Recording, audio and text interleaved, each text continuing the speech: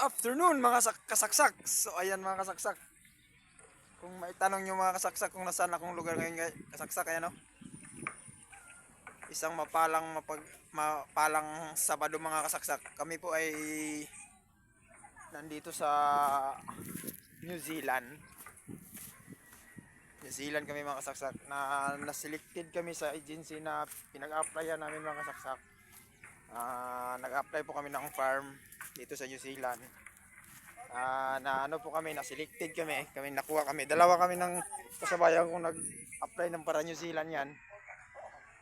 Ang trabaho po namin dito sa New Zealand ay mag-aalaga ng baka. Ayan po. Kaya po sila nag-hire ng taga-alaga ng baka. Kasi namamatay po yung baka nila. Walang mag-aalaga, kaya kami pong dalawa ay na-selected na mag-alaga. Kaya yan lang po natira ng mga baka. Kasi namamatay po yung mga baka, walang nag-aalaga. Kaya kami po ay nandito para alagaan sila. O yan o. Nandito po tayo sa New Zealand ngayon. Shout out sa mga taga Pinoy na nandito ngayon sa New Zealand. Shout out sa inyong lahat dyan. O, nandito tayo ngayon sa New Zealand. Ayan po yung aalagaan naming baka yan. Yan. Ito. Yan.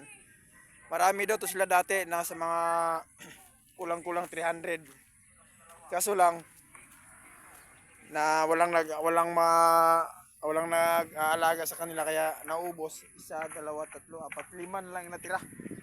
Kaya ano po yung na-selected na mag-alaga, napili na mag-alaga sa kanila.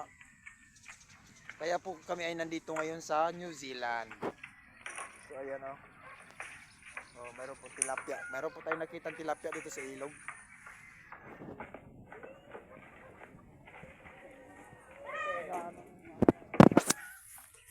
Shout out pala sa aking mga pamilya dyan sa Pilipinas. Mga Buna pamilya, Kilikot pamilya, Tumban pamilya. Lahat ng mga pamilya ko dyan sa Pilipinas. Shout out sa inyong lahat dyan. Ako po ay nandito na sa New Zealand. Ayan po, kasama ko po. Yan, dalawa kami na selected na mag-alaga ng baka dito sa New Zealand.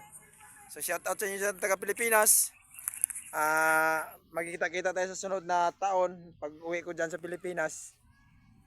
So, shout out sa inyo dyan. Shout out sa aking utol, si Eric, aking sister, si Maria Fee. Shout out sa inyo dyan mga kapatid ko. Mahal na mahal ko kayo. Ayan po, nandito po tayo ngayon sa New Zealand. Kalain mo naman, hindi ko inaasahan to. Na isa pala ako sa mapili na papunta dito sa New Zealand. So ayan, nandito po tayo sa New Zealand ha. Alaga ng baka. So ayan, maraming salamat sa inyo mga kasaksak. So hanggang dito lang muna ang ating video. Pansamantalahin ko muna putulin kasi ang ating pag-usap ay walang katapusan. Ang ating pagsasama ay walang hangganan. Kaya masasabi ko, nandito lang muna ang ating pagsasama. So maraming salamat. God bless at mag-ingat po kayo. Sa sunod kong vlog, abangan nyo.